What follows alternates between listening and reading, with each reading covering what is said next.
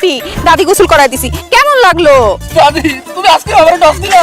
শান্ত, পানিতে যখন নামছোস 2-4টা মাছ ধরে নিয়ে আইস, দাদি রাইন্দা দিব নে। বুইড়া খারাপ আমার পানিতে নামে গোসল করো। বোমা, আমাদের দুইজন রে এক প্লেট দাও। কি বলেন আব্বা? আপনি আর আম্মা, আপনারা তো মানুষ দুইজন, এক প্লেটে খাবেন কেমনি? বোমা, আমরা মানুষ দুইজন হইলে হইব কি? আমাদের মন এক, দেহ এক, আত্মা এক, সব এক। এই জন্য আমরা ভাতও খাবো এক প্লেট। দাও, এক প্লেটে দাও। বাসার, তুমি একদম আমার মনের কথা কইছো। আমরা এক প্লেটেই ভাত খাবো। বৌমা, তুমি এক প্লেটেই ভাত দাও।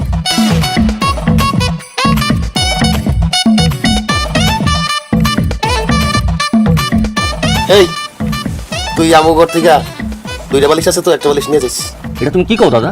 তুমি আর দাদি মানুষ তো দুইজন, আমি যদি একটা বালিশ নিয়ে আসি তোমরা ঘুমাইবা কেমনে?